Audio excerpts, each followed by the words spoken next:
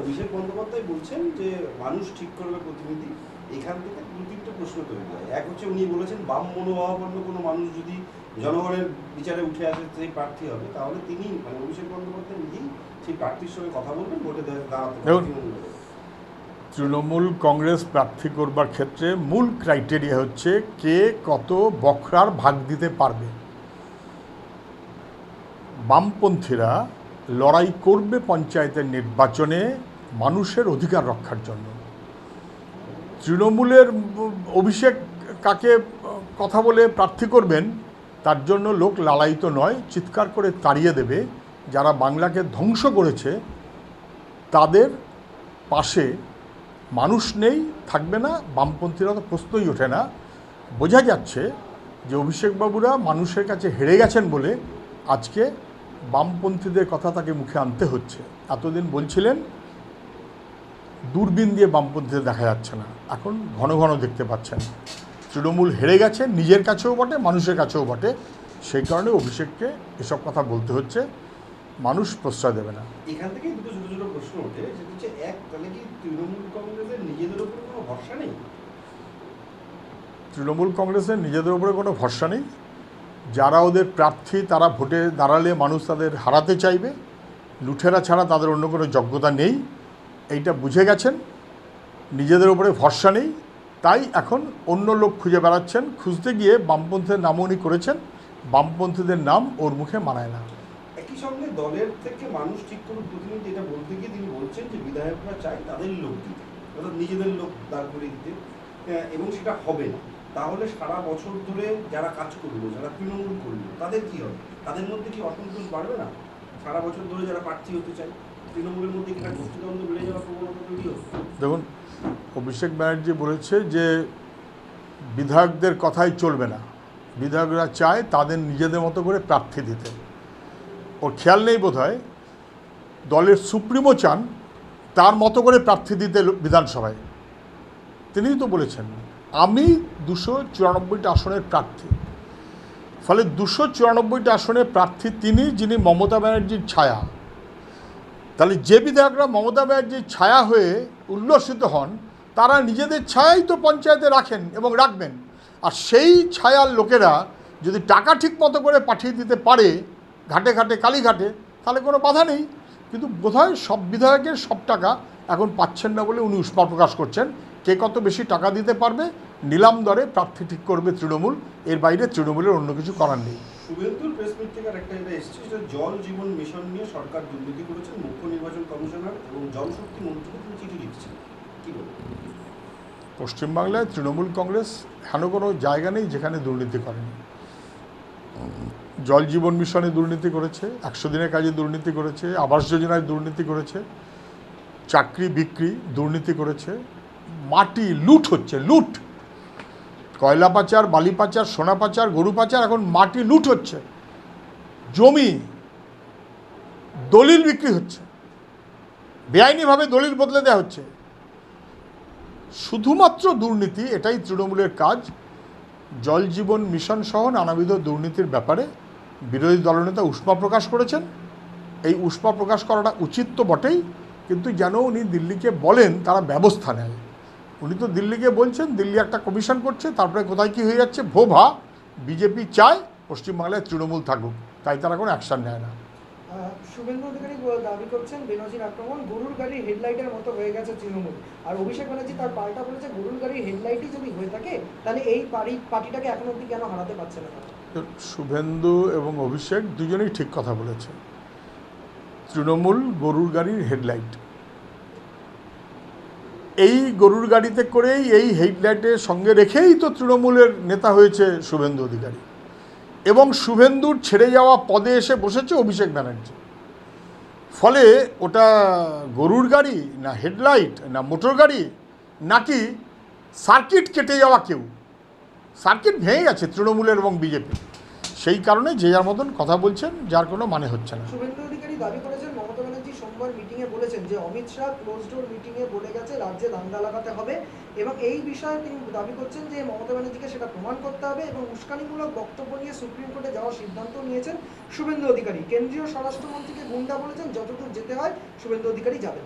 শুভেন্দু অধিকারী বলেছেন মমতা ব্যানার্জি কী করেছেন, অমিত শাহকে কেন গুন্ডা বলেছেন, 4 মার্চ থেকে কল ডিটেলস সব ওনার কাছে আছে, কোর্টে উনি টেনে আনবেন, মমতা ব্যানার্জি মামলা করলে উনি দেখবেন। কে মামলা করবেন কে দেখবেন আমি জানি না, কিন্তু মমতা ব্যানার্জি যাকে হরিদাস পাল বলেছিলেন তার কাছেই গিয়ে পায়ে পড়েছেন যাতে পিসি ভাইপোকে বাঁচিয়ে দেওয়া যায়, এটা নিয়ে তো কোনো সন্দেহ নেই।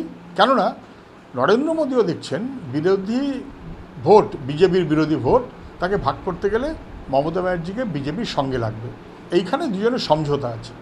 মমতাকে প্রাক্তন মুখ্যমন্ত্রী না করতে পারলে রাজনৈতিক সন্ন্যাস নেওয়ার বড় চ্যালেঞ্জ দিয়েছেন শুভেন্দু অধিকারী। আর অভিষেক ব্যানার্জি তার পাল্টা বলছেন যে এই মুখ্যমন্ত্রীকে প্রাক্তন করে ছাড়তে গেলে যে অভিযোগগুলো করছে তার সত্যতা প্রমাণ হলে তিনি নিজেই মুখ্যমন্ত্রিত্ব ছেড়ে দেবেন।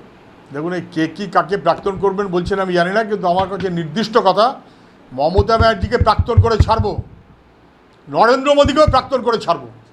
সারা দেশ জ্বালিয়ে দিচ্ছে নরেন্দ্র মোদীর বাহিনী, বহাল থাকবে নাকি? প্রাক্তন হবে, হারাতে হবে। মমতা ব্যানার্জি বহাল থাকবে নাকি? সর্বনাশ করে দিয়েছে গোটা রাজ্যের মূল্যবোধ, হারাতে হবে। নরেন্দ্র মোদী মমতা ব্যানার্জি দুজনকেই প্রাক্তন করতে হবে, এটাই মানুষ চায়, সেটাই আমাদের দায়িত্ব। অভিষেক ব্যানার্জি বলেছেন যে শুভেন্দু অধিকারী বলেছিল আপনি কালকে সব অভিযোগে প্রমাণ করবেন, কিন্তু সেই প্রমাণ উনি আজকে করেননি, তার বদলে বলছেন যে হাইকোর্টে মামলা হোক, হাইকোর্টে মামলা হোক, তাহলে শুভেন্দু বিজেপি বা শুভেন্দু অধিকারী লেজে গোবরে হয়ে যাবে। অভিষেক কি শুভেন্দু কে কী বলছেন আমি জানি না, কিন্তু আমি আবেদন করব, ভাই অতবার সুইসাইড করার চেষ্টা করবেন না। এই আমায় গলায় সবাই আমি ফাঁসি কাটে চলে যাব, এত ফাঁসি কাটে ঝোলার কী আছে? অভিষেক খালি ঘন ঘন বলছেন ফাঁসি কাটে ঝুলবো, মমতা ব্যানার্জি বলছেন পদত্যাগ করবো। এর আগে তো মমতা ব্যানার্জি কতবার কত কথা বলেছেন, ঠিক তার উল্টো কাজ করেছেন। আলিপুরে গলায় চাদর জড়িয়ে নাকি উনি সুইসাইড করতে যাচ্ছিলেন, আত্মহত্যা। আমরা বলছি খামোকা কেন এসব করছেন? থাকুন, পাপ করেছেন, অপরাধ করেছেন, মানুষের সর্বনাশ করেছেন, পশ্চিমবাংলাকে ধ্বংস করেছেন, এই অপবাদ সঙ্গে নিয়ে আপনাকে থাকতে হবে। আপনাকে কেউ রেহাই দেবে নাকি? সমস্ত অপরাধ করে এখন রেহাই পাওয়ার জন্য কে বলছেন দড়ি লাগবে, কে বলছেন ফাঁসি লাগবে, কে বলছেন পদত্যাগ লাগবে, ওসব মানে কি আছে? নির্বাচন হবে, মানুষ নিজের মতো করে ভোট দেবে, তৃণমূল বিজেপি মানুষ বুঝিয়ে দেবে কত ধানে কত চাল। জুলাইয়ে নাকি সরকার পঞ্চায়েত ভোট করবে না, জুলাইয়ে আরো গ্রেপ্তার হতে পারে, জুলাই জুজু দেখাচ্ছেন শুভেন্দু। দেখুন, তৃণমূল কংগ্রেসের নেতারা যেভাবে চলেছেন, সুপ্রিম কোর্টের নির্দেশে চিটফান্ডের মামলা আজও পর্যন্ত দিল্লিওয়ালারা চার্জশিট দেয়নি যাতে মমতা ব্যানার্জি বিপদে না পড়ে। তৃণমূলের মুখপাত্র নিজে বলেছেন সবচাইতে বড় বেনিফিশিয়ারির নাম মমতা ব্যানার্জি। আজও পর্যন্ত চার্জশিটে সে কথাটা আসলো না, চার্জশিটই দেওয়া হলো না। বিজেপি চায় না মমতা ব্যানার্জি বিপদে পড়ুক, বিজেপি চায় মমতা ব্যানার্জি টিকে থাকুক। যদি বিজেপি চাইতো যে তৃণমূলকে দেখে নেব, তাহলে তৃণমূলের নেতাদের এতদিনে জেলে থাকার কথা ছিল। আস্তে আস্তে করে হচ্ছে, কিন্তু মাথা ধরে টানাটানি দিল্লিওয়ালারা করতে চায় না। পিসি ভাইপোকে টিকিয়ে রেখে বিজেপি চলছে। 2024-এর আগে বড় ধাক্কা, তবু কখনো স্ট্যালিনকে ফোন করছেন, কখনো তৃতীয় পন্থের স্বপ্ন জিয়ে রেখে। ওটা হয়ে গেছে, ওটা হয়ে গেছে, হয়ে গেছে। না হ্যাঁ, দাদা, না হয়ে গেছে ওটা। সর্বভারতীয় তকমা আঁকড়ে ধরতে চান মমতা। সর্বভারতীয় তকমা গেছে, সর্বভারতীয় তৃণমূল কংগ্রেস কবে থেকে নিজেকে আঞ্চলিক দল বলে স্বীকার করবে? তৃণমূল কংগ্রেস কবে নিজেদেরকে আঞ্চলিক দল বলে স্বীকার করবে, এর উত্তর কে দেবে? মমতা ব্যানার্জি দেবে। উনি বরঞ্চ পারলে লিখে রাখুন না, আন্তর্জাতিক তৃণমূল কংগ্রেস, আঞ্চলিক দল। গোয়াতে কিংবা মেঘালয়তে কিংবা ত্রিপুরাতে নরেন্দ্র মোদীকে সাহায্য করার জন্য গেলে সর্বভারতীয় হয় না। জাতীয় দলের তকমা গেছে, যদি মনে করেন সর্বভারতীয় লিখে নেচে বেড়াবেন, অসুবিধা কী আছে? অভিষেক ব্যানার্জি আজকে বলছে মানুষের মতামত নিয়ে প্রার্থী করব, এই কারণে এই তৃণমূলের নবজোয়ার যাত্রা। পাশাপাশি তিনি বলছে তৃণমূল সিপিএম বিজেপি নয়, আমরা মানুষের পঞ্চায়েত চাই। অভিষেক ব্যানার্জি বলেছে মানুষের পঞ্চায়েত চাই। পশ্চিমবাংলায় পঞ্চায়েত ব্যবস্থাটা কার্যত প্রতিষ্ঠা করেছে বামফ্রন্ট। সেই মডেলটাকে সারা ভারতবর্ষে নিয়ে যাবার জন্য মিটিং এসেছিলেন রাজীব গান্ধী, এসব জানে না, কি করে জানবে? মিথ্যা ডিগ্রির জন্য যারা ঘুরে বেড়ায় তারা কোনো সত্যটা জানবার চেষ্টা করে নাকি? পশ্চিমবাংলায় মানুষের পঞ্চায়েত, জনমুখী পঞ্চায়েত, সেইভাবেই গোটা ভারতবর্ষ দেখেছে। সেই পঞ্চায়েতটাকে লুটের পঞ্চায়েত বানিয়ে দিয়েছে তৃণমূলের বাহিনী, টাকা লেনাদেনার পঞ্চায়েত বানিয়ে দিয়েছে অভিষেকের বাহিনী। আজকে তারা বলছে মানুষের পঞ্চায়েত চাই। আমি আবারও বলছি, রাজনীতির কারণে সবচাইতে অসভ্যতা করার পরেও বামপন্থীদের কথাগুলোকে ধার করে নিয়েই টিকে থাকার চেষ্টা করবে তৃণমূল অথবা বিজেপি, কিন্তু মানুষ বুঝে গেছে এভাবে ওদের টিকে থাকতে দেবে না। হ্যাঁ, বরণ যায় ওই জীবন বড়োয়া, কৃষ্ণের হ্যাঁ, বাড়ি হ্যাঁ। অবধি যাওয়ার কথা ছিল, তো সেখানে পুলিশের সাথে বচসা, যেখানেই বিরোধীরা মিছিল করতে চাইছে পুলিশ এসে বাধা দিচ্ছে এবং পুলিশের সাথে বচসা হচ্ছে। পশ্চিমবাংলায় যেটা খুব দুর্ভাগ্য হচ্ছে, কেউ কোনো প্রতিবাদ করতে পারবে না। শাসক দল নীরবে খুশি মতন জবরদস্তি করে দাপট দেখিয়ে লুট করবে। চাকরি প্রার্থীরা প্রতিবাদ করতে পারবে না, ক্ষেত মজুর তার মজুরি পায়নি প্রতিবাদ করতে পারবে না, কর্মচারী তার ডিএ পায়নি প্রতিবাদ করতে পারবে না, পাঁচিলের ওপর টপকেছে, খালে নাকি পুকুরে ফেলে দিয়েছে মোবাইল, কোটি কোটি টাকার দুর্নীতি করেছে, আপনি মিছিল করতে পারবেন না। যে কোনো জায়গাতে, বারাসাতে আমাদের ছেলেরা গেছে বিধানসভা কী বলে জেলা পরিষদ অভিযানে, করতে পারবে না। কি কার মগের মূল্য নাকি এগুলো? কোর্ট অর্ডার দিয়েছে, পুলিশের পারমিশন আমরা নেব না। আমরা গত 3-4 বছর ধরে আর পারমিশন নিই না। ইন্টিমেশন পুলিশকে জানানো থাকবে, পারলে দেখবে, না পারলে দেখবে না, যা খুশি করবে। পুলিশের ভরসা আমরা চলি নাকি? লড়াই হবে, মানুষের দাবিতে লড়াই হবে। পুলিশ যেখানেই পারছে বিরোধীদের আটকে দিচ্ছে, আর বিরোধীদের কোর্টে গিয়ে, বিশেষ করে বিজেপি কোর্টে গিয়ে পারমিশন নিচ্ছে। আমরা কোর্টেও যাই না, আমরা ইন্টিমেশন দিই। যে অভিষেক বলছে এরকম নবজোয়ার যাত্রা সিপিএম বিগত 34 বছরে করতে পারেনি, কেন আজকে এরকম নবজোয়ার যাত্রা করতে হচ্ছে? আমি জানি না অভিষেক কিসের নবজোয়ার যাত্রা করবে, বেশি লম্বা লম্বা কথা বলে। এমটি ভেসেল সাউন্ডস মাচ, কিছুই নেই, ঠক ঠক ঠক ঠক করছে। কি যাত্রা করবে? সংযোগ যাত্রা নাকি ও কিসের যাত্রা? ওটা অভিষেক যাত্রা বলুন, ওটার নাম হচ্ছে অভিষেক যাত্রা। ধরা পড়ে গেছে অভিষেক, অত অভিষেক যাত্রা। যাত্রায় পায়ে পায়ে হাঁটতে হয়, ডেইলি 25, 26, 27, 28 কিলোমিটার 2 মাস ধরে যাত্রা করবেন। আমি চ্যালেঞ্জ করছি, এই যাত্রার যোগ্যতা অভিষেকের নেই। ও গাড়িতে করবে, ঘুরবে, হেলিকপ্টারে ঘুরবে, দাপট দেখাবে। পুলিশ ছাড়া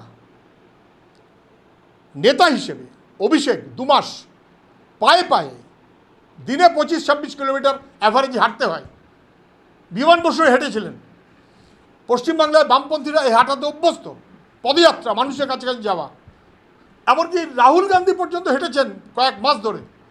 ওসব যোগ্যতা যাদের নেই তারা অভিষেকের নাম করে অভিষেক যাত্রা বা কিছু একটা যাত্রা করবেন।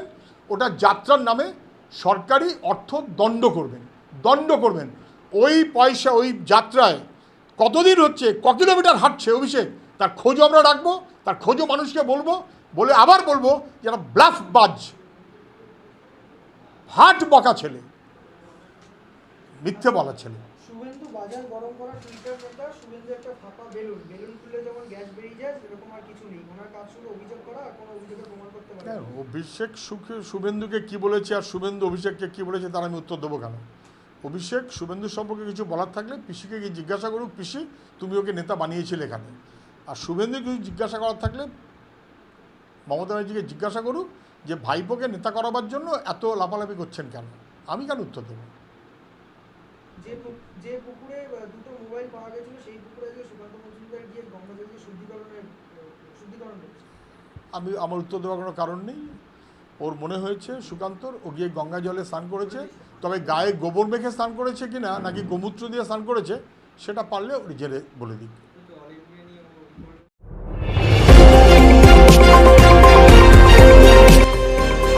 আমার বাংলা, সঙ্গে থাকুন, সঙ্গে রাখুন। আমার বাংলা।